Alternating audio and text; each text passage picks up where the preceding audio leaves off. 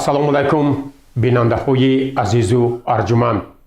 ҳоло ба таваҷҷӯҳи шумо нашри таҳлилӣ ва ҷанбастии ҳафта аз телевизиони симои шаҳри Панҷакейн манзур мегардад. ба ҳамагон маълум аст, ки давоми ҳафтаи сипаришуда дар кишварҳои ҷаҳон ҷумҳурии Тоҷикистон, вилояти Суғ ва шаҳру деҳоти Панҷакейн рӯйдоду воқеаҳои гуногуне ба амал омаданд, ки ҳоло хабарнигорони мо муҳимтарин рӯйдодҳои ҳафтаи сипаришударо барои шумо пешниҳод месозанд.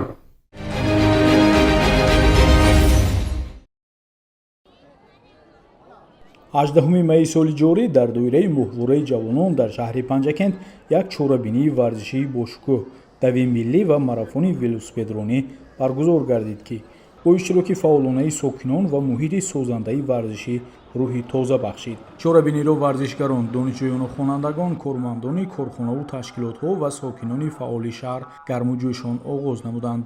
иштироки васеъи ҷавонон ва аҳли ҷомеа нишон дод, ки варзиш дар тарзи ҳаёти солими мардум нақши муҳим мебозад ва рӯз то рӯз мавқеи худро дар ҷомеа бештар мекунад. раиси шаҳри Панҷакен Абдухолиқ Холиқзода, ки худ низ дар паҳлӯи сокинон фаъолона иштирок намуда масофаи давро паймуд, бо ин иқдоми худ паёми рӯҳбаландкунанда ба ҷавонон ва дӯстдорони варзиш расонд. пас аз анҷоми давр раиси шаҳр бо суханони самимӣ баромад карда аз нақши калидии ҷавонон дар рушди ҷомеа, саҳми варзиш дар солимии миллат ва таваҷҷӯҳи хоси асосгори сулҳу ваҳдати миллӣ пешвои миллат президенти ҷумҳурии Тоҷикистон муҳтарам Эмомалӣ Раҳмон ба ҷавонон ва соҳаи варзиш ёдовар шуд. зикр гардид, ки маҳз бо роҳнамоӣ ва пуштибонии доимии пешвои миллат имрӯз ҷавонон дар ҳама самтҳои ҳаёти иҷтимоиву сиёсӣ ва фарҳангии кишвар нақши муассир доранд. баргузории чунин чорабиниҳои варзишӣ маҳсули сиёсати давлатии ҷавонон мебошад, ки дар меҳвари он тарбияи насли солим, ватандӯст ва зираку созанда қарор дорад. дар анҷоми чорабинӣ раиси шаҳр тӯҳфаҳо ва сипосномаҳоро ба ғолибон супурда, онҳоро барои заҳмату дастовардҳои шоистаашон таҳсин намуд. ин чорабинии варзишӣ бори дигар нишон дод, ки шаҳри Панҷакент дар баробари таъриху фарҳанги бой имрӯзҳо ба як маркази фаъоли варзиш ва рушди иқтидори ҷавонон табдил ёфтааст. ҳамкории зичи мақомоти иҷроияи маҳаллӣ бо ҷавонон ва дастгирии ҳамаҷонибаи пешвои миллат омили муҳими таҳкими ҷомеаи солим ва пешрафта ба ҳисоб меравад.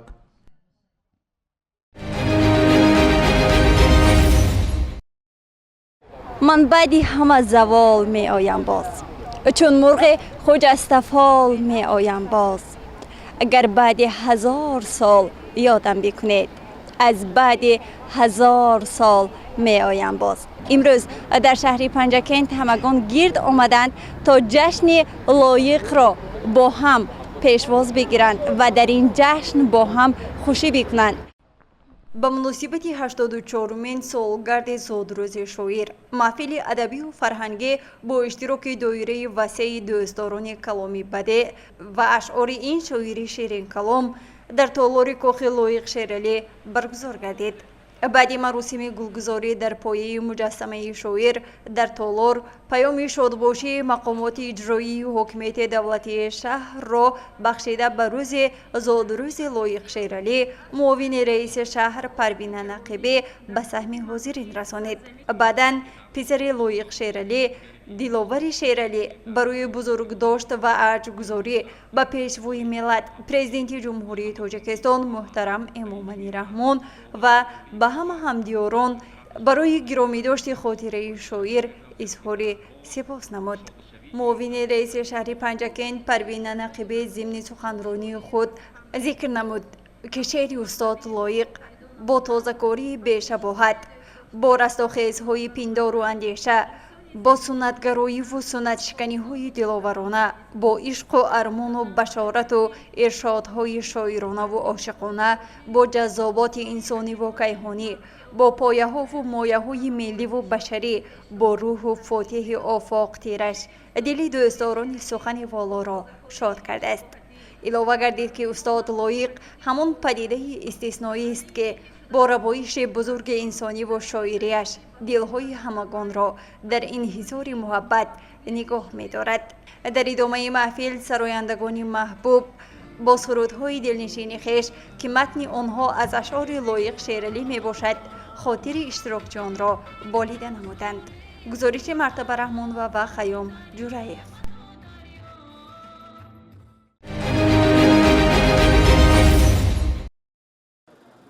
ҳанӯз 28 сол муқаддам санаи 23 май дар ҳаёти ҷавонони кишвар нақши арзишманду таърихиро гирифт, чунки маҳз дар ҳамин санаи таърихӣ сарвари давлат муҳтарам Эмомалӣ Раҳмон дар вохӯрии навбатиашон бо ҷавонони лаёқатманди кишвар санаи 23 майро рӯзи ҷавонон эълон карда буданд. Аз ҳамон сол инҷониб ҳамасола санаи 23 май дар саросари кишвар бо ташкилу баргузории чорабиниҳои гуногун, мусобиқаҳои варзишӣ ва конфронсу маҳфилҳои гуногун бо шукӯҳу шаҳомати хоса таҷлил карда мешавад. Соли равон дар баробари дигар шаҳру ноҳияҳои мамлакатамон шаҳри босонии Панҷакент низ дар доираи моҳвораи рӯзи ҷавонони Тоҷикистон вохӯриву мулоқот ва ҷамъомадҳои гуногунро роҳандозӣ намуд. Дар толори кохи фарҳангӣ ба номи Олим Бобоев шӯрои кор бо ҷавонони назди раиси шаҳри Панҷакент баргузор гардид. Нахуст мудири бахши кор бо ҷавонон ва варзиши мақомоти иҷроияи маҳаллии ҳокимияти давлатии шаҳри Панҷакент Сабрина Акрамова оид ба фаъолияти бахш дар 5 моҳи соли равон ҳисобот дод. бахши кор бо ҷавонон ва варзиши шаҳр фаъолияти хешро дар заминаи дастуру супоришҳои раиси шӯрои миллии кор бо ҷавонон муҳтарам Эмомалӣ Раҳмон ба роҳ мондааст. санаҳои 21-23 феврали соли 2025 дар толори муассисаи таҳсилоти миёнаи умумии рақами 47 мусобиқаи кушоди волейбол байни ҷавонони шаҳру деҳоти Панҷакент ташкил ва баргузор гардид ва онҳо бо сипосномаҳои мақомоти иҷроии ҳокимияти давлатии шаҳр қадрдонӣ карда шуданд. дар ин давра дар самти ташаккул додани ҳисси ватанпарастӣ, рушди ахлоқӣ ва маънавӣ, пешгирии шомилшавии ҷавонон ба ҳар гуна ҳизбу ҳаракатҳои номатлуб ва дигар омилҳо аз ҷониби бахши кор бо ҷавонон ва варзиши шаҳр бо ҷавонони 14-18 сола ва боло аз он бо донишҷӯён ва волидонашон дар муассисаҳои таълимии ҳудуди шаҳру деҳот чорабиниҳои тарғиботиву ташвиқотӣ ва вохӯриву мулоқотҳо бо фарогирии зиёди ҷавонону наврасон баргузор карда шуд. санаҳои 17-19 март ба ифтихори ҷашни Наврӯз бори нахуст дар варзишгоҳи марказӣ бо ибтикори Кумитаи кор бо ҷавонон ва варзиши назди ҳукумати ҷумҳурии Тоҷикистон, мақомоти иҷроии ҳокимияти давлатии шаҳри Панҷакент, Федератсияи байналмилалии гӯштингирӣ, мусобиқаи байналмилалӣ оид ба гӯштингирӣ бо иштироки 33 нафар варзишгарон аз кишварҳои Ӯзбекистон, Қирғизистон, Эрон ва Федератсияи Русия баргузор гардид. дар ин мусобиқаи байналмилалӣ ғолибон бо мукофотпулиҳои мақомоти иҷроии ҳокимияти давлатии вилояти Суғд ва шаҳри Панҷакент қадрдонӣ карда шуданд. ба ифтихори ҷашни Наврӯз иштирокчони фестивали ҷаҳонии Наврӯзи ҷавонон бо ибтикори Кумитаи кор бо ҷавонон ва варзиши назди ҳукумати ҷумҳурии Тоҷикистон дар ҳайати ҷавонони 26 кишвари ҷаҳон санаҳои 18-19 марти соли 2025 аз мавзеъҳои таърихии шаҳри Панҷакент дидан намуданд.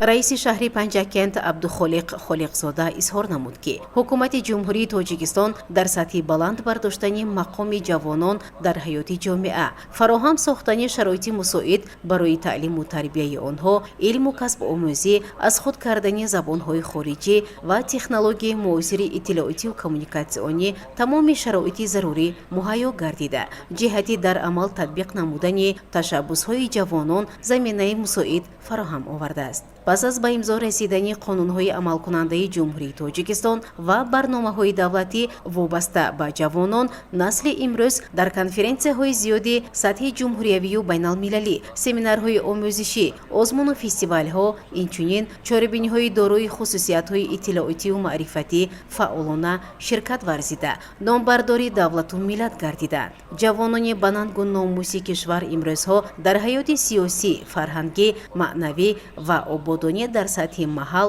минтақа ва ҷумҳурӣ нақши бисёр муҳим доранд. пешниҳод карда шуд ки минбаъд дар назди бахши ҷавонон ва варзиши шаҳри Панҷакент бо мақсади ҷалб намудани бештари ҷавонон ва ҳавасмандгардонии онҳо курсҳои кӯтоҳмуддати омӯзишӣ, озмуну мусобиқаҳои гуногуни варзишиву меҳанпарастӣ ташкил карда шавад. барои ҳамкории судманд иштироки фаъолона дар чорабиниҳои сиёсиву фарҳангӣ, корҳои ҷамъиятӣ ва саҳми арзанда гузоштан дар татбиқи Қонуни Ҷумҳурии Тоҷикистон дар бораи ҷавонон ва сиёсати давлатии ҷавонон дар шаҳри Панҷакент намояндагони корхонаву ташкилот ва муассисаҳои таҳсилоти миёна ва улии касбӣ бо сипосномаи мақомоти иҷроияи маҳаллии ҳокимияти давлатӣ ва тӯҳфаҳои хотиравӣ қадрдонӣ шуданд. сипоснома ба Зархуди Неъматулло, аксбардори дафтари матбуоти раиси шаҳри Панҷакент.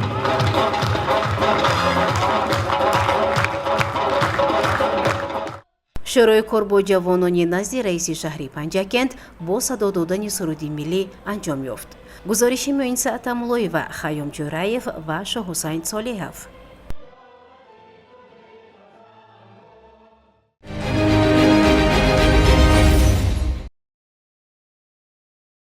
асосгузори сулҳу ваҳдати миллии пешвои миллат, президенти ҷумҳурии Тоҷикистон муҳтарам Эмомалӣ Раҳмон дар яке аз баромадҳои худ таъкид намуда буданд: шумо ҷавонони саодатманд, ки ояндасозони ин ватани биҳиштосо ва фардои Тоҷикистони азизу маҳбубамон мебошед, метавонед дар ҷаҳони пуртазоди муосир Тоҷикистони соҳибистиқлол ва манфиатҳои давлату миллатро ҳифз кунед, сарзамини аҷдодиро боз ҳам ободу зебо гардонед ва қарзи фарзандию рисолати шаҳрвандии худро дар назди модар ватан сарбаландона иҷро намоед. бо мақсади хубу хотирмон таҷлил намудани рӯзи ҷавонони Тоҷикистон дар назди пояи парчами давлатии шаҳр чорабинии фарҳангӣ баргузор гардид. нахуст раиси шаҳри Панҷакент Абдухолиқ Холиқзода аз дастовардҳои даврони соҳибистиқлол, саҳмгузории ҷавонон дар рушди иҷтимоиву иқтисодии кишвар, муаррифии кишвари маҳбубамон дар арсаи ҷаҳонӣ ҳарф зад. зикр гардид, ки имрӯзҳо дар шаҳру деҳоти Панҷакент зиёда аз 106 000 нафар ҷавонон зиндагӣ доранд, ки аз ин 35 000 нафарашро духтарон ташкил медиҳанд. қайд карда шуд, ки ҷавонон на танҳо ояндаи миллат, балки омили асосии рушди технология ва ҷомеа мебошанд. бо масъулиятшиносӣ, ташаббускорӣ ва ҷустуҷӯи роҳҳои нав онҳо метавонанд ояндаи равшану ободро барои ватани худ бунёд намоянд. ҳар ҷавон бояд кӯшиш намояд, ки бо омӯзиши донишҳои муосир ва истифодаи технологияҳои нав дар рушди мамлакат саҳм гузорад. барои расидан ба ин ҳадаф онҳо бояд ҳамеша такмили ихтисос намоянд. тавре ки президенти ҷумҳурии Тоҷикистон пешвои муаззами миллат муҳтарам Эмомалӣ Раҳмон иброз менамоянд, татбиқи босамари сиёсати давлатии ҷавонон аз рӯзҳои нахустини соҳибистиқлолӣ дар меҳвари фаъолияти ҳукумати ҷумҳурии Тоҷикистон қарор дорад. ҳукумати кишвар ташаббусу пешниҳодҳои созандаи ҷавононро ҳамеша дастгирӣ намуда, барои амалӣ гардидани онҳо имконият фароҳам меорад. наврасону ҷавонони моро зарур аст, ки ҷавобан ба ин ғамхориҳо тамоми саъю талоши хешро ба донишандӯзӣ, интихоби касбу ҳунарҳои муосир, ободониву созандагӣ, пешрафти сарзамини аҷдодӣ, ҳимояи модарватан, рушди илму техника ва бунёдкорӣ равона созанд. пас аз қисми расмӣ аз ҷониби ҳунармандони бахши фарҳанги мақомоти иҷроияи маҳаллии ҳокимияти давлатии шаҳри Панҷакент барномаи адабию фарҳангии рангоранг манзури ҳамагон гардонида шуд. гузориши Муъиниса Атамуллоева, Хаём Ҷӯраев ва Шоҳусайн Солеҳов.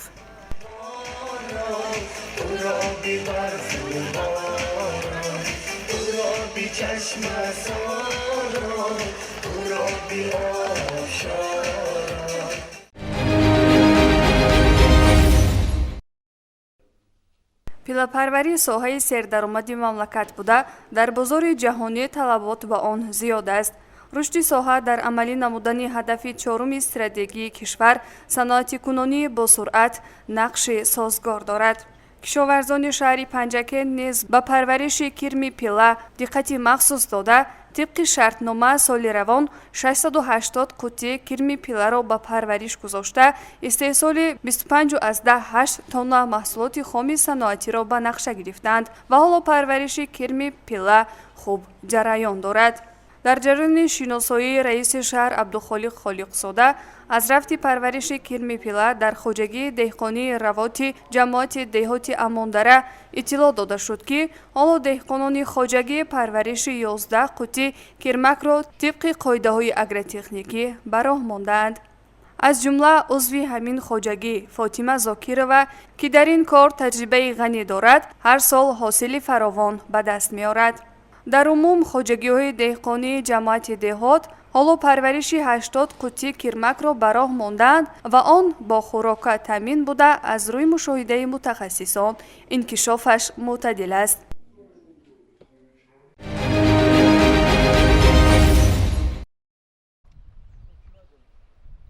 мақомоти иҷроияи маҳаллии ҳокимияти давлатии шаҳри Панҷакент дар доираи дастуру супоришҳои сарвари давлат пешвои муаззами миллат муҳтарам Эмомалӣ Раҳмон барои ба гардиши кишоварзӣ ворид намудани заминҳои соҳилӣ Зарафшон ва аз хатари обхезӣ эмин доштани заминҳои кишти соҳилӣ бо ҷалби соҳибкорон ва кишоварзон тадбирҳои амалӣ меандешад. раиси шаҳри Панҷакент Абдухолиқ Холиқзода зимни сафари корӣ ба ҷамоати деҳотии Амондара бо рафти корҳои соҳилмустаҳкамкунӣ ва садди муҳофизатӣ дар деҳаҳои Сафобахш ва Майката шинос шуд.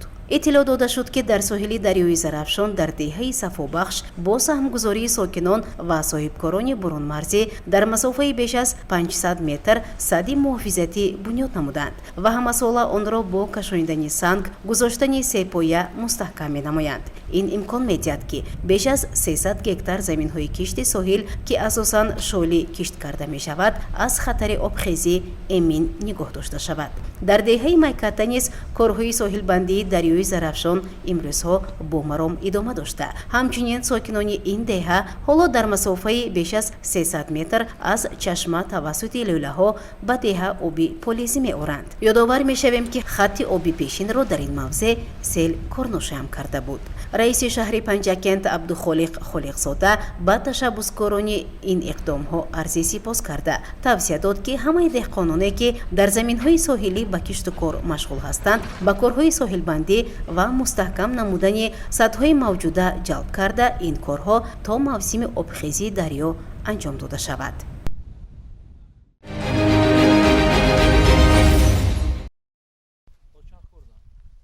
кишоварзони шаҳри босонияи Панҷакент соли равон тибқи дурнамо дар майдони наздик 4000 гектар картошка ва 1850 гектар шолӣ кишт мекунад ва имрӯзҳо кишти ин зироати муҳими ғизоӣ идома дорад. раиси шаҳри Панҷакент Абдухолиқ Холиқзода зимни сафари корӣ ба ҷамоати деҳотии Амондара бо рафти кишти картошка ва шолӣ шинос гардид. иттилоъ дода шуд, ки кишти шолӣ, ки дар майдони 270 гектар пешбинӣ шудааст, дар арафаи анҷомёбист ва кишти картошка дар ҳамаи хоҷагоҳи деҳқонӣ имрӯзҳо идома дорад ва деҳқонон соли ҷорӣ майдони онро ба наздик 300 гектар расониданд. аз ҷумла имрӯзҳо дар хоҷагии деҳқонии Чашмасор аз 5 гектари пешбинишуда дар 4 гектар картошка шиноиданд ва ҳашари кишт то имрӯз идома дорад.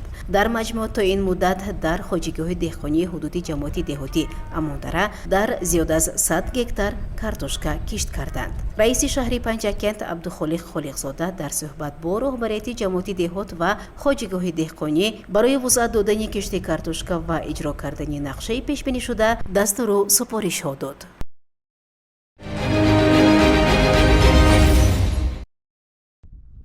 об неъмати бебаҳо буда, онро покиза нигоҳ доштан вазифаи ҳар як шахс аст. инсон дар тамоми лаҳзаи ҳаёташ бо об зинда аст. мо шукргузорӣ аз он мекунем, ки Тоҷикистони азиз дорои обҳои ширин табобатӣ мебошад. ҷумҳурии Тоҷикистон дар байни давлатҳои ҷаҳон яке аз давлатҳои дорои захираҳои бузурги об ба шумор меравад. бо пешниҳоди сарвари кишвар муҳтарам Эмомалӣ Раҳмон дар иҷлосияи 54-уми Маҷмаи умумии Созмони Милали Муттаҳид оиди эълон намудани соли 2003 соли байналмилалии оби тоза, ки 1 октябри соли 1999 сурат гирифта буд, қадамҳои нахустини Тоҷикистон дар масъалаи об мебошад. бо дастгирии мақомоти иҷроияи маҳаллии ҳокимияти давлатии шаҳри Панҷакент ва бо дастгирии соҳибкорону сокинон ба деҳаи хуҷағариби ҷамоати деҳоти Амондара ба масофаи беш аз 2 километр хатти оби нӯшокӣ кашида мешавад. тавре дар ҷараёни боздиди раиси шаҳр Абдухолиқ Холиқзода бо рафти васлу насби хатти оби нӯшокӣ иттилоъ дода шуд. бо ин мақсад дар соҳили дарёи Зарафшон чоҳи амудӣ канда, аз он ҷо тавассути лӯлаҳо ба ҳавзи болопӯшида об оварда, пас он дар навбати дуюм то ба деҳа бурда мешавад. то ҳол тариқи ҳашар ва ҷалби мутахассисон чоҳҳои амудӣ омода карда хати барқ кашида то ҳавзи аввал лола хобонида шудааст ва барои иҷрои ин корҳо беш аз 1 миллион сомонӣ харҷ гардидааст.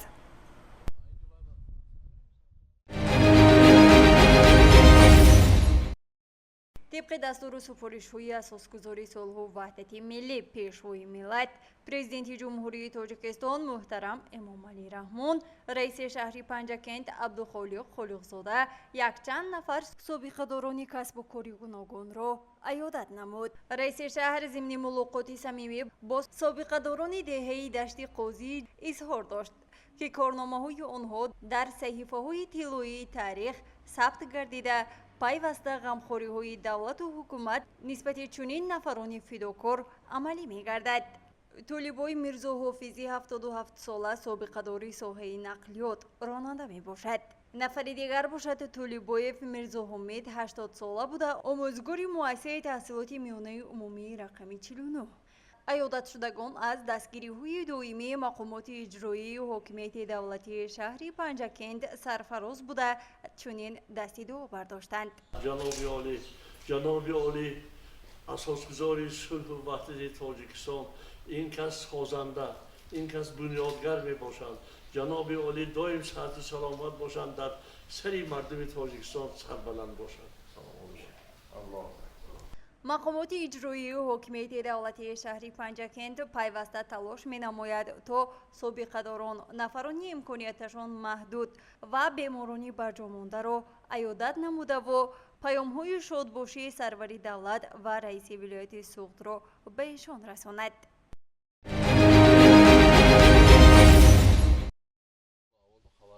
ساکنی دهه امانداره جماعت دهات امانداره شهر پنجکند نورعلی سیدعلیف بیش از 40 سال در جماعت دهات وظیفه متخصص عاید به جمع‌آوری انداز را به عهده داشت و با زحمت شایسته صاحب آبروی اعتبار گشته بود. حالا او نفقه‌گیر است و در کارهای جمعیتی آبادی دهه مصلحت‌های سودمند می‌دهد. به سابق کارمند خواجگی جنگل و جنگلبان رشید مجیدов باشد، هر وجب کوه و دره و جنگل اطراف ساحل دریای زرافشان و گلوک گیاه و درختان آن جای شناس است و او طول فعالیت مهنتیش در حفظ و افزون نمودن غناوت طبیعت سهم ارزنده گذاشته است. با مصلحت او باغچه روی حولیگیش سبز و خرم کرده پرورش زراعت به طور نمونوی به راه مانده شده است. رئیس شهر عبدخالق خالقزاده ضمن سفر کاری به جماعت دهات با این سابقه‌داران برایمند دیداربینی نموده با آنها برای زحمت و اشتراک در کارهای جمعیتی اظهار سپاس نمود. با سابقه‌داران تحفه‌های پولی و مالی مقامات اجرایی محلی حاکمیت دولتی شهر تقدیم کرده شد.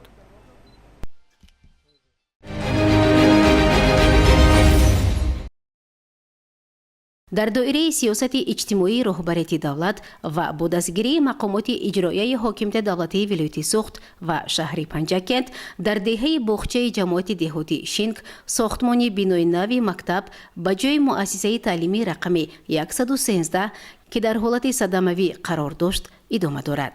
раиси шаҳри панҷакент абдухолиқ холиқзода зимни боздид аз рафти сохтмон бо масъулини лоиҳа ва намояндагони ширкати су-се суҳбат намуда аз шароити имрӯзаи мавҷуда ва суръати корҳои сохтмонӣ изҳори қаноатмандӣ кард. бинои нав бо услуби муосир бунёд шуда барои 700 нафар хонанда дар дубаст пешбинӣ шудааст. ҳоло сохтмони толори варзишӣ ва корҳои ободониву кабудизоркунӣ дар атрофи мактаб дар авҷи анҷомёбист. масъулин иброз доштанд ки корҳои сохтмонӣ тибқи нақша идома дошта барои пурра ба истифода додани мактаб тамоми шароити зарурӣ фароҳам оварда шудааст. бояд гуфт ки сохтмони бинои мазкур ҷавобгӯ ба талаботи замони муосир буда бо фароҳам овардани шароити беҳтари таълимӣ барои хонандагон заминаи устувор барои рушди зеҳнӣ ва ҷисмонии кӯдакон хоҳад гузошт.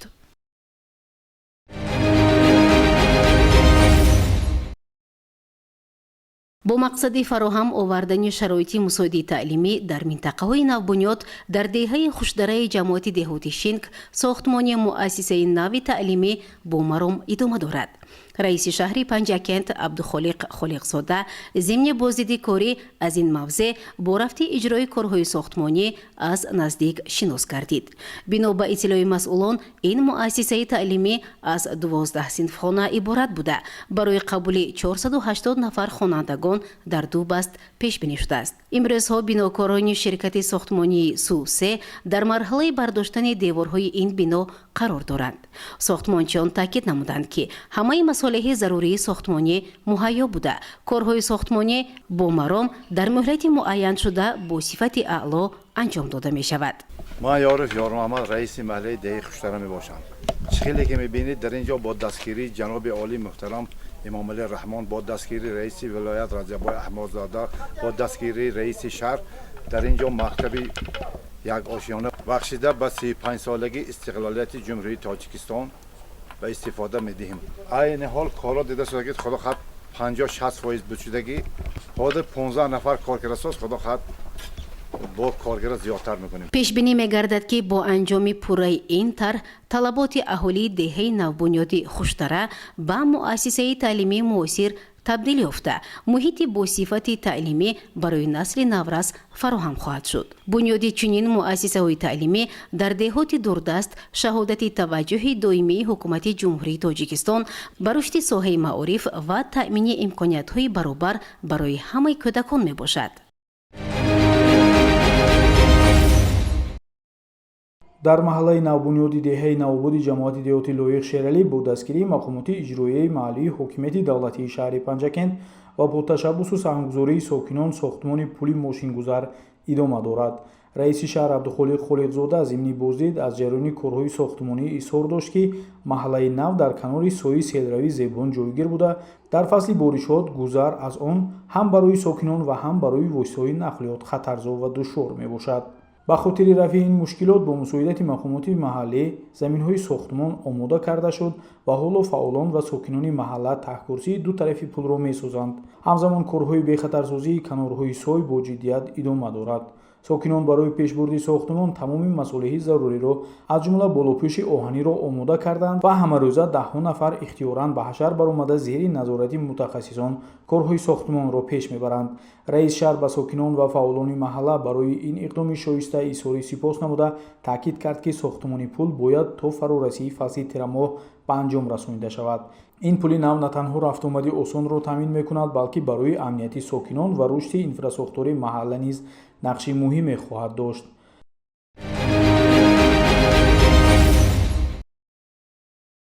сокинони деҳаи боғчаи ҷамоати деҳоти Шинг ба зудӣ соҳиби пойгоҳи обкашии нав мегарданд. раиси шаҳри Панҷакент Абдухолиқ Холиқзода зимни сафари корӣ ба ин деҳа аз мавзеи собиқи пойгоҳи обкашӣ боздид намуда бо масъулини соҳа доир ба барқарорсозии он бо иқтидори нав гуфтугӯ анҷом дод. заминҳои кишоварзии деҳа, ки беш аз 100 гектарро ташкил медиҳанд, солҳост аз норасоии оби полизӣ танқисӣ мекашанд. пештар пойгоҳи обкаше, ки дар канори деҳа ва дар соҳили дарёи Зарафшон ҷойгир буд, ин талаботро таъмин мекард, вале он феълан аз фаъолият боз мондааст. кӯшишҳои сокинон барои гирифтани об тавассути канал натиҷаи дилхоҳ надодаанд. дар ҳамоҳангӣ бо намояндагони ҷамъияти саҳомии кушодаи корезлоиҳаи кумитаи давлатии сохтмон ва меъморӣ ва идораи давлатии беҳдошти замин ва обёрии ҳавзаи дарёи Зарафшон лоиҳаи нави сохтмони пойгоҳи обкашӣ таҳия шуда қарор аст дар заминаи имкониятҳои техникии муосир амалӣ гардад. тибқи маълумоти пешакӣ бо ба истифода додани пойгоҳи нав на танҳо киштҳои деҳаи боғча, балки заминҳои ҷамоати деҳоти лоиқ шералӣ низ бо оби полизӣ таъмин хоҳанд шуд. ин иқдом метавонад ба рушди соҳаи кишоварзӣ дар минтақа такони ҷиддӣ бахшад.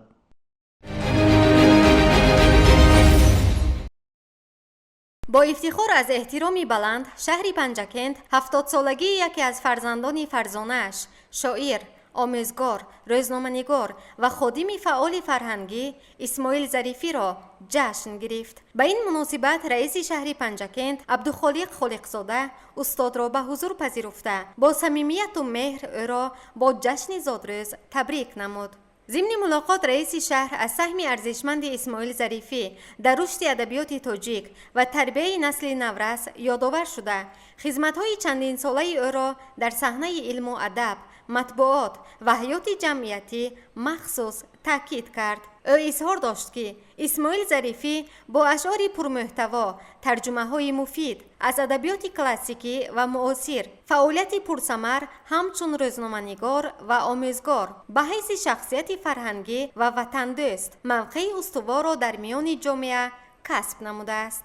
исмоил зарифӣ муаллифи беш аз 35 китоби шеърӣ буда, даҳҳо маҷмӯаи ашъори шоирони маъруфи форсизабонро аз хати форсӣ ба хати кириллӣ баргардон намудааст. мақолаҳои зиёди илмӣ, публитсистӣ ва таҳлилӣ низ аз қалами ӯ ба таб расиданд.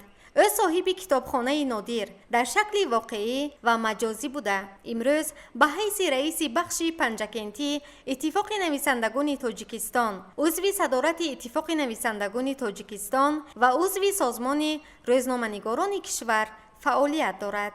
дар ин дидор ба исмоил зарифӣ ба ифтихори ин санаи фархонда номаи табрикотӣ, гулдаста, ҷома ва тӯҳфаҳои пулию молӣ тақдим гардид. бо арзи эҳтиром ба хидматҳои арзандаи ӯ, ин иқдом нишони қадршиносӣ ва арҷгузорӣ ба заҳматҳои содиқонаи як фарзанди меҳанпарасту ватандӯст ва фарҳангпарвар арзёбӣ шуд. ҳамзамон дар асоси пешниҳоди роҳбарияти шаҳр қарор шуд ки дар доираи омодагӣ ба ҷашни 35-солагии истиқлоли давлатии ҷумҳурии тоҷикистон ва таҷлили рӯзи ҷавонони кишвар дар шаҳри Панҷакент маҳфили вижаи шеърӣ таҳти унвони шоми эҷод бо исмоил зарифӣ баргузор гардид. ин маҳфил ки бо иштироки шоирону аҳли адаб, ҷавонон ва дӯстдорони шеър сурат хоҳад гирифт, ба арҷгузорӣ аз эҷодиёти боҳи устод Зарифӣ ва таъмини робитаи зичи наслҳо дар пайравӣ ба арзишҳои миллӣ мусоидат мекунад.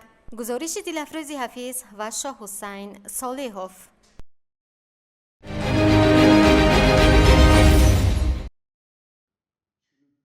ҷавонон нерӯи бузурги бунёдгару созандаи кишвар буда, қувваи асосии рушди иқтисодиву иҷтимоӣ ва сиёсиву фарҳангии давлат шуморида мешаванд.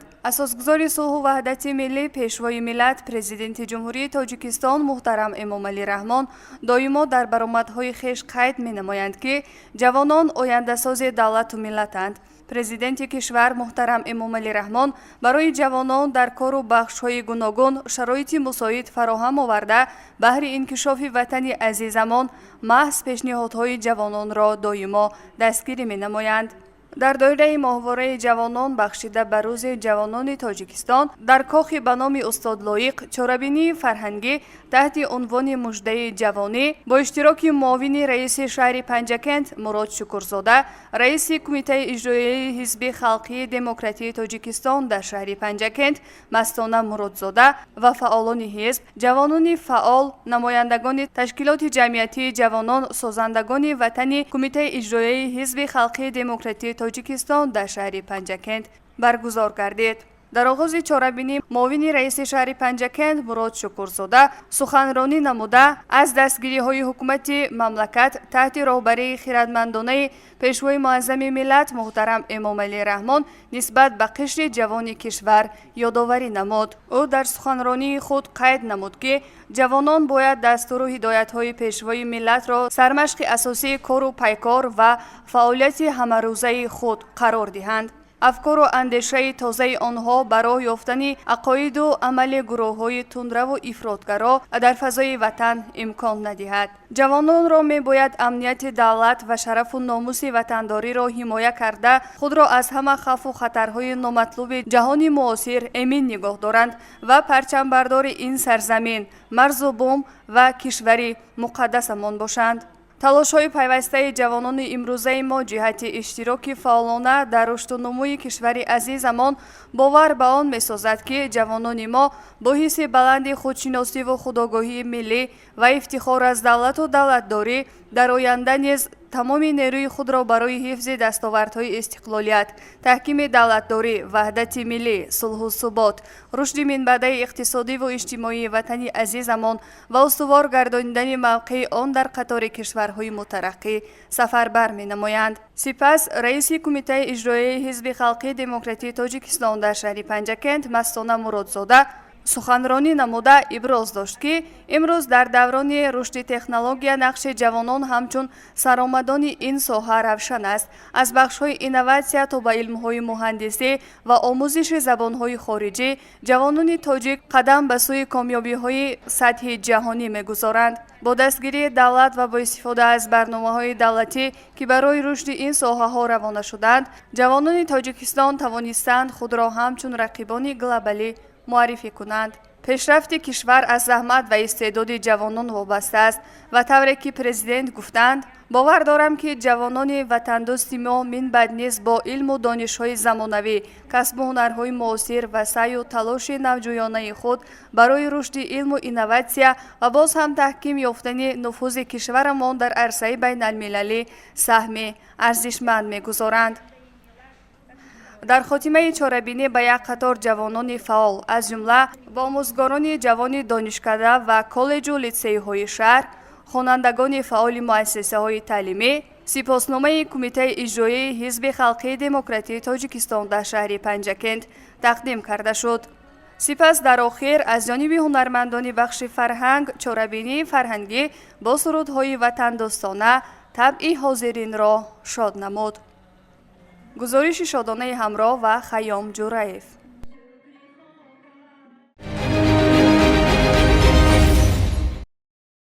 дар кохи лоиқи шаҳри Панҷакент семинари омӯзиши оид ба тартиби истифодабарии хизматрасониҳои электронии Кумитаи андози назди ҳукумати ҷумҳурии Тоҷикистон аз ҷумла хизматрасонии мобилии андозиманд баргузор гардид.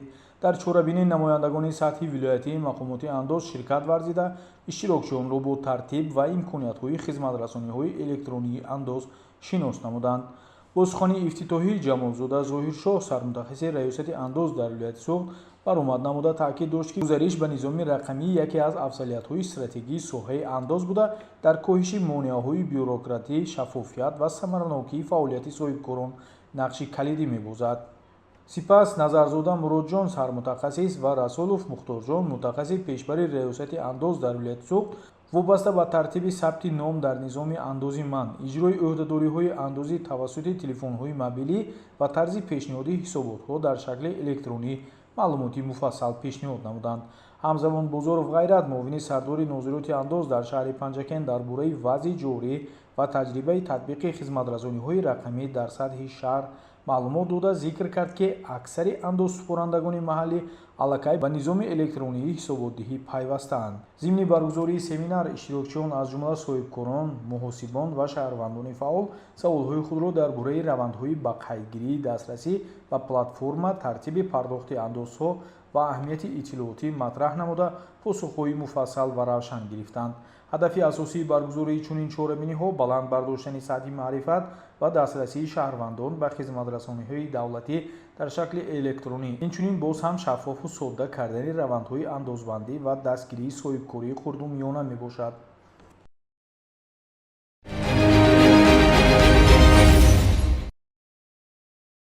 дар асоси нақшачорабинии шуъбаи маорифи мақомоти иҷроии маҳаллии ҳокимияти давлатии шаҳри Панҷакент баҳри гиромидошти 84-мин солгарди устоди шеъри аҷам устод Лоиқ Шералӣ дар зодгоҳи шоир деҳаи мазори шаҳри Панҷакент ҳамоише бо иштироки доираи васеъи хонандагон баргузор гардид, ки дар рафти он кормандони шуъбаи маорифи мақомоти иҷроии маҳаллии ҳокимияти давлатии шаҳри Панҷакент ва аҳли ҳамдеҳагони устод ширкат варзиданд. имрӯз ҷашни устод Лоиқ аст.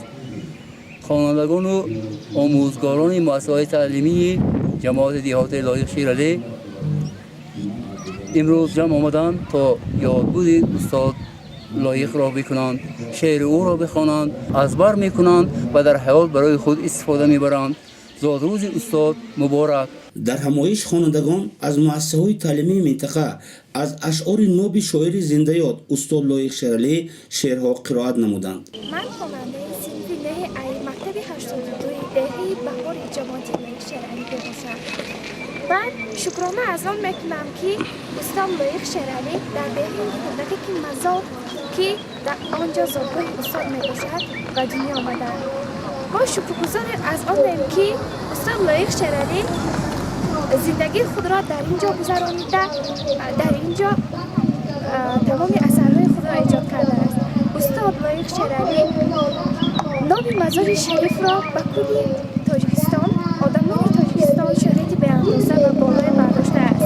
من خواننده مؤسسه تحصیلات میانه عمومی رقم 65 دهه گلستان با همراهی گروه کمی از هم‌مکتبیانم امروز به اینجا تشریف آوردیم تا مولود استاد بزرگوار لایق شرالی را با همراه همدیهگانشان تجلیل نماییم.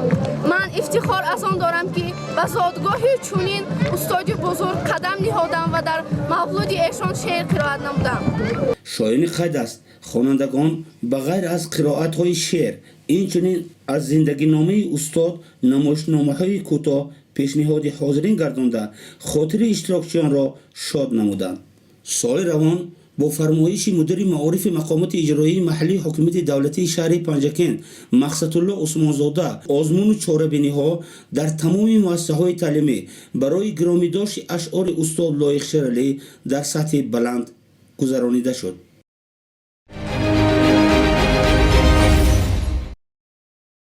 با مقصد اجرای بندهای وابسته شده سفارش‌های پروتکلی агентии тоҷикстандарти назди ҳукумати ҷумҳурии тоҷикистон ҷиҳати шарҳу изоҳи қонунҳо регламентҳои техникӣ ба муносибати идҳои касбии меъёршиносон рӯзи ҷаҳонии метрология ва рӯзи кормандони соҳаи стандартизатсияи ҷумҳурии тоҷикистон гурӯҳи таблиғотии маркази ташхиси минтақавӣ агентии тоҷикстандарт дар шаҳри панҷакен силсилаи суҳбату мулоқот машваратҳои дастурдиҳиро бо маром идома мебахшанд.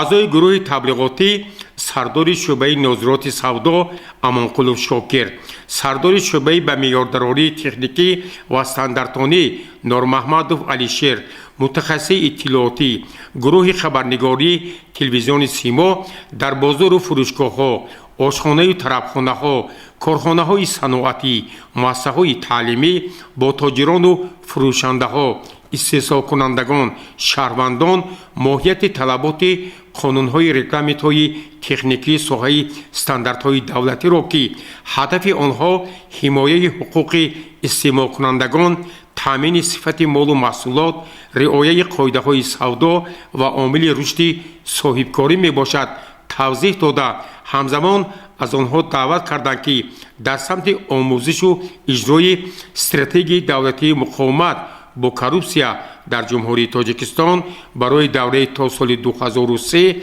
стратегияи муқовимат ба экстремизм ва терроризм дар ҷумҳурии тоҷикистон барои солҳои 2021 ва 2025 бо масъулияти ҷиддӣ саҳми худро гузоранд. дар бозори марказии шаҳри панҷакен зимни суҳбатҳои рӯбарӯ роҳбарияти бозор тоҷирону фурӯшандаҳо таъкид карданд ки бо тавсеяи мутахассисони марказ дар заминаи муқаррароти қонунҳо, регламентҳо, санадҳои меъёрии ҳуқуқӣ, соҳаи стандартҳои давлатӣ аз ҷумла бо либоси махсус, навистаҷоти сарисинагӣ, насби нақдномаҳо, истифодаи воситаҳои ченаки дақиқ, одобу муоширати нек бо харидорон тадбирҳои зарурӣ андешида шуд. ҳозир нархи асал дар панҷакен аз чанд сомонӣ то чанд сомонӣ? 80 то 120. аз рӯи сифат а? хоб алишер нурмаҳмадов ҳамин тоҷир ҳамин талаботҳоя иҷро карда истодем аз ҷиҳати масалан нарху чӣ хел? масъалаи аз сар мекунем маҳсулота аз тамғагузории маҳсулот ҳамин асали табиӣ буда дар худи ҳамин минтақаи зарафшон парварида мешавад. барои тамғагузорӣ ба талаботот ҷавобгӯ ҳар замон сифати маҳсулоти ин соҳибкорро санҷида мешавад. чанд сол бозор бозор фаъолият мекунед? ман 30 сол будам. 30 сол бозор? 32 сол будам.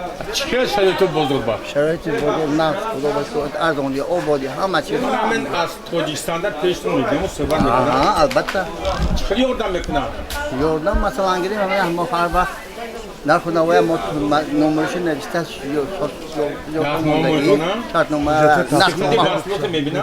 мебинам. чӣ мефурӯшед? зераи мурчу қилам фурӯбарам тухмию кабутии шиви туям хелон фурӯдам бо омада баша мебинам маслиҳат маслиҳат мекунад албатта ки ам на дуруст شما از کار امینا راضی؟ البته ما خدمت اینا برای مورد ذکر است که به اشتراکچان این ملاقات صحبت ها جهت پیشگیری عمل های نامطلوب کروپسیونی، ظهورات خطرناک تروریسم، افراطگرایی، بیگانه پرستی، ترغیب زیرکی سیاسی، معلومات و مصلحت های لازمی پیشنهاد گردید.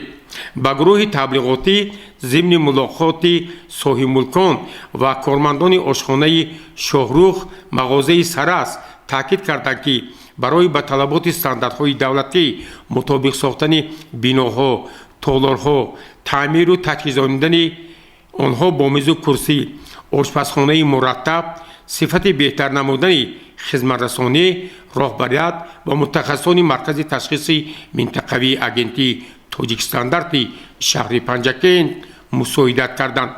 در جریان این چاره‌بینی‌های معرفتی و اطلاعاتی یک گروه سیاحان از شهر ولادیمیر فدراسیون روسیه که چند ساعت قبل وارد شهر باستانی پنجکند گردیدند و ما اطلاع دادند که از نخستین لحظه ها ما احساس کردیم که شهر باستانی پنجکند یک شهر آباد و زیباست و در آشخانه شاهروخ تمام امکانات ها برای مشتریان فراهم آورده شده است.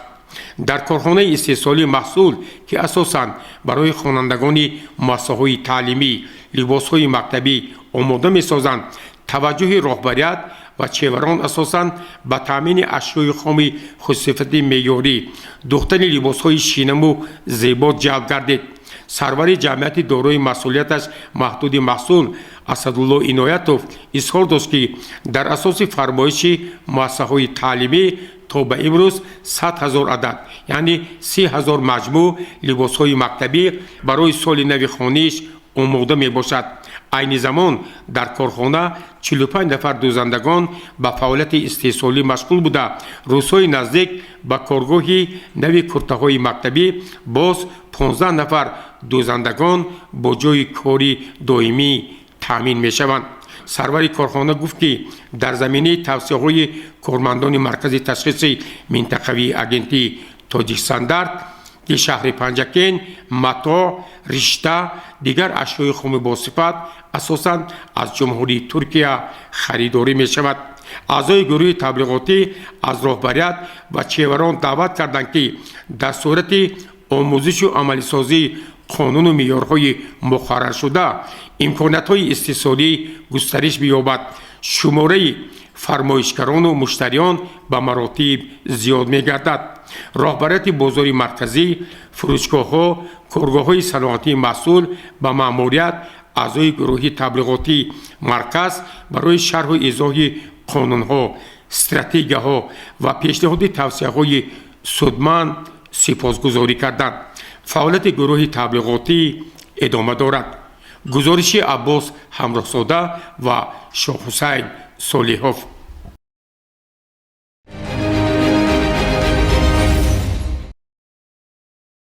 در زمینه نقشه تدبیرهای ترغیباتی با مناسبت روز جهانی مترولوژیا و روز کارمندان ساحه استانداردهای دولتی جمهوری تاجیکستان از طرف مرکز تشخیص منطقوی آگنتی تاجیکستاندارت شهر پنجکند با اشتراک صاحبکاران استحصالی مشورت آموزشی تحت عنوان رعایت استانداردهای دولتی عامل استحصال محصولات رقابت‌پذیر و صادراتی برگزار شد. سرداران شعبه و بخش‌های مرکز دلارام توشیوا، علیشیر نورمحمدوف، دلشاد حقبردیوف و دیگر متخصصان پیرامون موضوعهای رعایت طلبات حجت‌های معیاری در استحصالات به معیاردرانی تکنیکی و استانداردانی ترتیب و امتیازهای دادن سرتیفیکت مطابقت انعکاس فعالیت مرکز تشخیص منطقوی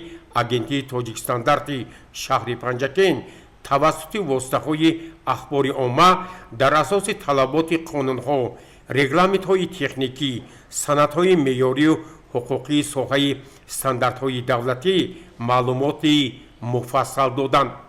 در جریان این مشورت آموزشی بین صاحبکاران استحصالی و کارمندان مرکز تشخیص منطقوی آگنتی تاجیکستاندارت پیرامون شرح و ایضاح قانون‌های عملکننده سوال و جواب صورت گرفت. با سوال‌های مطرح شده صاحبکاران، کارمندان مسئول مرکز تشخیص منطقوی اگنتی تاجیکستان در جواب‌های مشخص دادند. همزمان در این مشورت تاکید شد که با فرمان پیشوای ملت پرزیدنت جمهوری تاجیکستان محترم امامعلی رحمان برای دستگیری صاحبکاران استحصالی دوام سالهای 2025-2026 به تمام نمود سنجش‌های فعالیت سوبیکت‌های خواجگیدار موراتوری اعلام شده است. بنابراین معیارشناسان منطقه زرافشان در سمت بلندبرداشتن معرفت حقوقی و کسبی صاحبکاران، تبلیغ حقوق‌های استعمالی شهروندان، کارهای ترغیباتی و اطلاعاتی، تشکیل مشورت‌های آموزش را گسترش بخشیده برای استحصال محصولات با صفت رقابت‌پذیر، صادراتی با رعایت استانداردهای دولتی جهت تطبیق مقررات اعلام شدن سالهای 2022-2026 سالهای رشد صنعت همه‌طرفه مساعدت می‌نمایند. گزارش عباس همراه‌سازده و شاه حسین صالحov.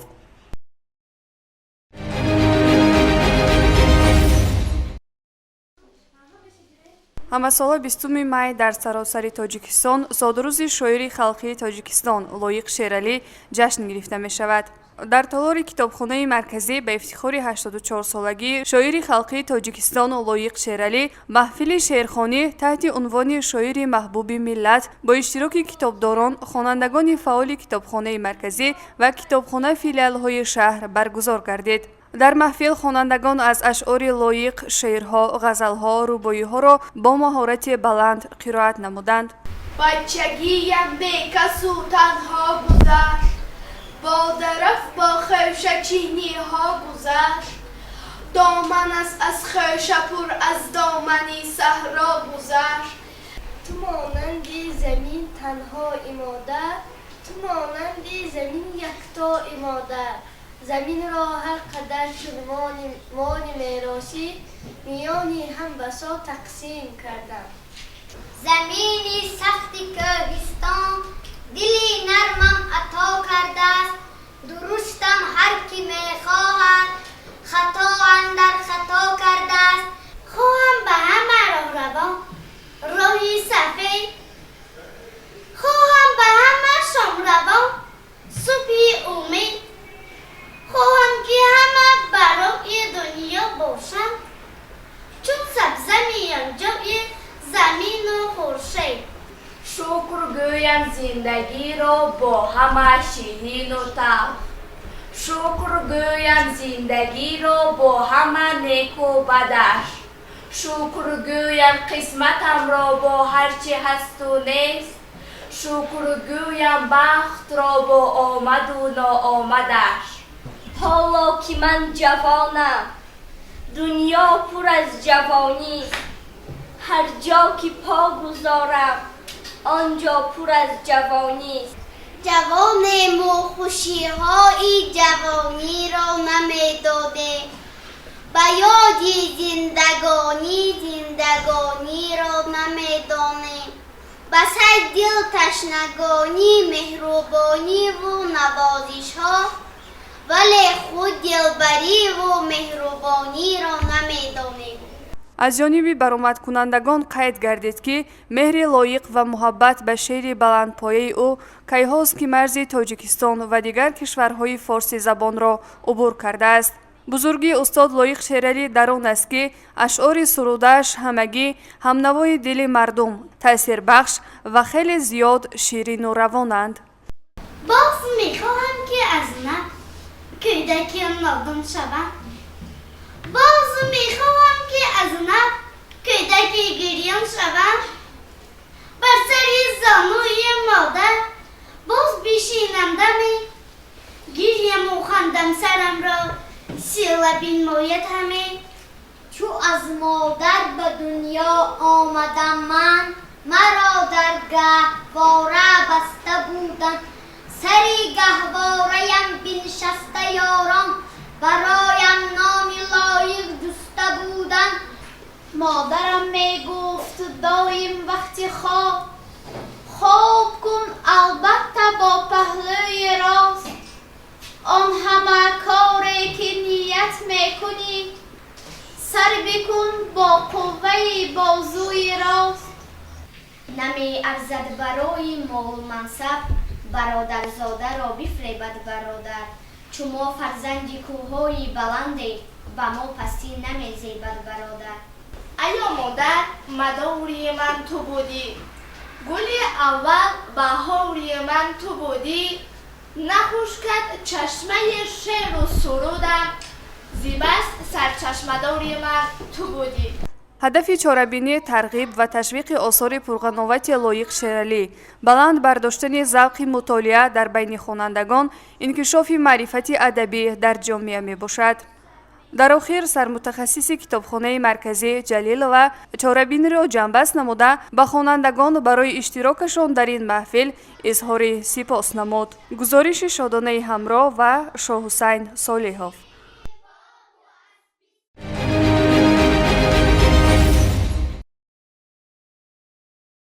дар муассисаи таҳсилоти миёнаи умумии рақами 97 воқеъ дар деҳаи ваҳдати деҳоти хурмии шаҳри панҷакент бо ташаббуси омӯзгори фанни тарих Акрам ва Гулнора дарси кушоди тарбиявӣ маърифатӣ баргузор гардид. мавзӯи дарс ба ду бахши муҳими таърихи мардуми Ориёнажод, Куруши Кабир ва Авесто бахшида шуда, бо иштироки омӯзгорон, хонандагон ва меҳмонон сурат гирифт. дар оғоз омӯзгор ба таври мухтасар муҳтавои умумии дарс ва аҳамияти омӯзиши таърихи бостониро шарҳ дод.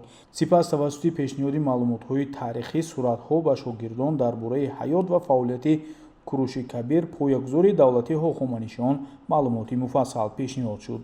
ӯ ҳамчун яке аз сиёсатмадори адолатпарвар ва пешрави замони худ муаррифӣ гардида, ба воситаи эъломияи башар ҳамчун нахустин санади таърихии ҳуқуқи инсон ба ҷаҳониён шинохта мешавад. қисми дуюми дарс ба Авесто, яке аз қадимтарин осори хаттии мардуми Ориёнажод бахшида шуд. омӯзгор таъкид кард, ки ин китоб на танҳо аҳамияти динию фарҳангӣ дорад, балки манбаи муҳими омӯзиши забон, таърих, маънавиёт ва ҷаҳонбинии гузаштагони мо низ ба шумор меравад. шогирдон порчаҳое аз авазҳоро қироат карданд ва дар мавриди мафҳумҳои ахлоқӣ, иҷтимоӣ ва фалсафии он баҳсу мунозира намуданд. дарс бо саволу ҷавоб ва баррасии мазмуну паёмҳои ахлоқии мавзӯъҳо идома ёфт. дарси кушод фазои нави таълимӣ эҷод карда, шавқу завқи таърихдӯстии хонандагонро бедор намуд. маъмурияти муассиса ва омӯзгорон баргузории чунин чорабиниҳоро муҳим арзёбӣ намуда, қайд карданд, ки он ба баланд бардоштани сатҳи маърифат, ифтихори миллӣ ва шинохти бештари таъриху фарҳанги миллати тоҷик мусоидат менамояд. дар анҷом аз ҷониби роҳбарият ба омӯзгори ташаббускор ва хонандагони фаъол изҳори сипос карда шуд.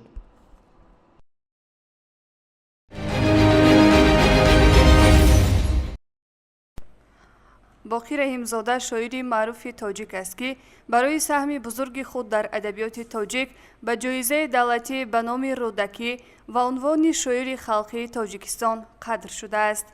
ба муносибати 115-солагии Боқӣ Раҳимзода дар толори китобхонаи марказӣ аз тарафи китобхона филиали рақами 3 конференсияи илмии адабӣ бо иштироки хонандагони фаъоли китобхона, сардорони китобхона филиалҳои шаҳру деҳот, омӯзгорон, кормандони китобхонаи марказии шаҳр ва волидайни хонандагон баргузор шуд. дар оғози чорабинӣ сардори китобхона филиали рақами 3 Мирзоева суханронӣ намуда, ҳамаи меҳмонон ва иштирокчиёни ин чорабиниро хушомадед гуфт. ӯ дар суханронии худ қайд намуд, ки Боқӣ Раҳимзода яке аз симаҳои барҷастаи адабиёти муосири тоҷик буда, бо эҷодиёти рангинаш дар тарбияи маънавии ҷомеа нақши муҳиме гузоштааст. аз тарафи хонандагони фаъоли китобхона барномаи илмӣ адабӣ, шеърҳо, саҳнаҳо, рақсу сурудҳои ҷолиб пешкаши ҳозирин гардонида шуд.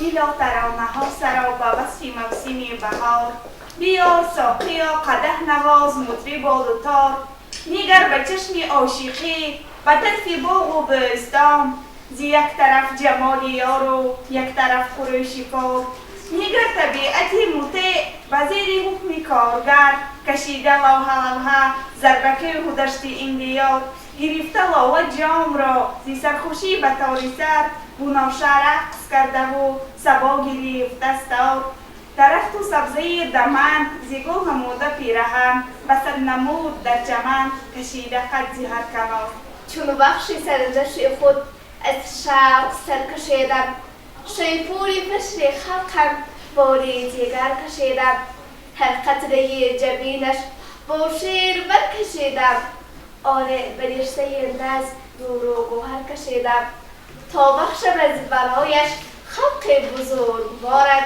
بر چشم خاکی پایش چون تیان گذارم روزی براری کارد این شعر تحفه آرم افسوس بهتر از این چیزی دیگر ندارم بنما قبول از من خلق بزرگوارم چون برگ سبز آن را بر تو همه سپارم تو از من و من از تو دیگر سخن ندارم بر چشم خاک پایت چون توتیا گذارم عجب شهر دلارایی دوشنبه خیالم زیب دنیای دوشنبه شدم سرسبز در آغوش مهرت جدول در سینه ام جای دوشنبه و گرده حلقه بسته کوهسارا تو را گردیده حامی و نگهبان همیشه تو که باشی سبز و خورم زیدل جاری نموده چشم ساران عجب شهر دلارایی دوشنبه خیالم زیب دنیای دوشنبه ای دختر مامدار توجه ای موقع افتیاخور توجه ای مطبول نبهار توجه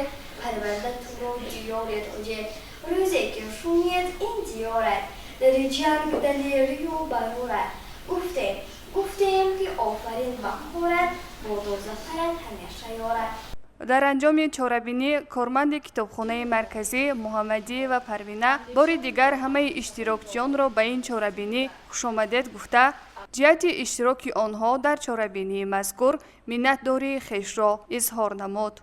گزارش شادانه همراه و شاه حسین صالحov.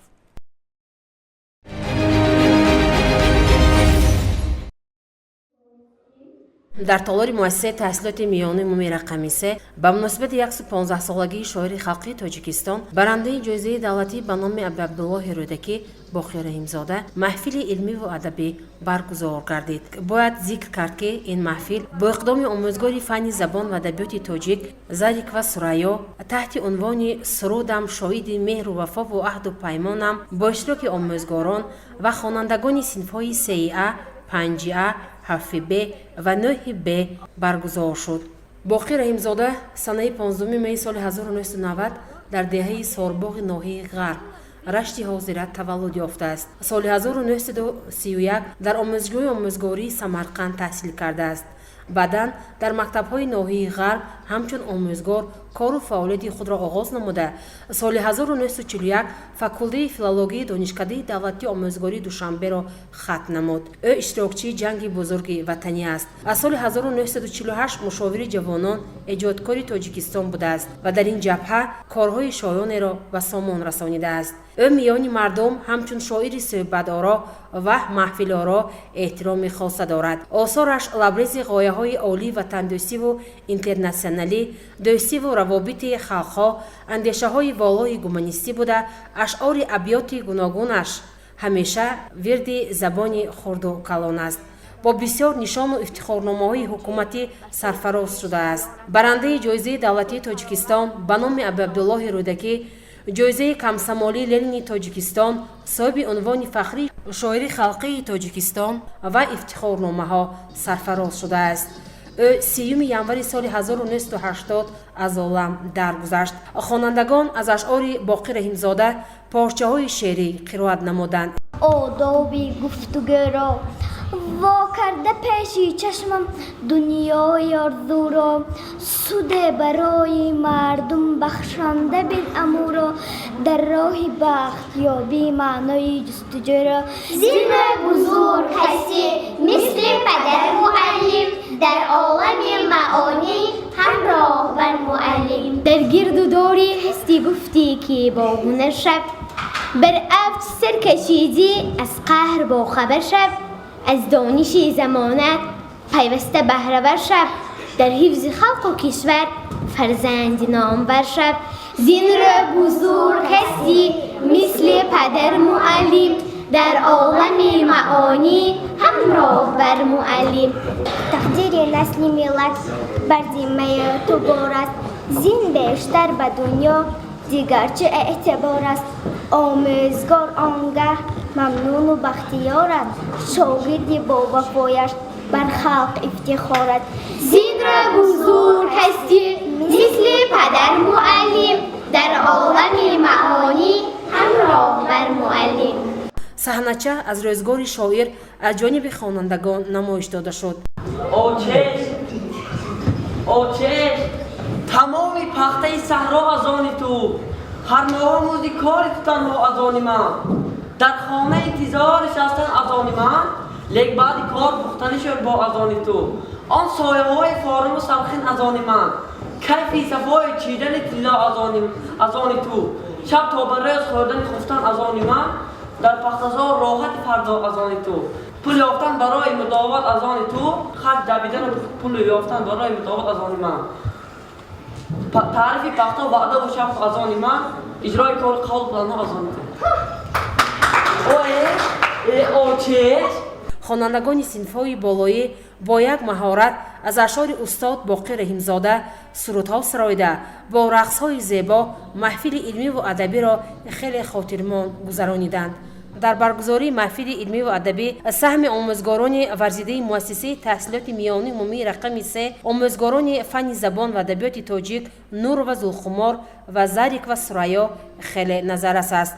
گزارش دلشاده حلیمова و خیام جرایف.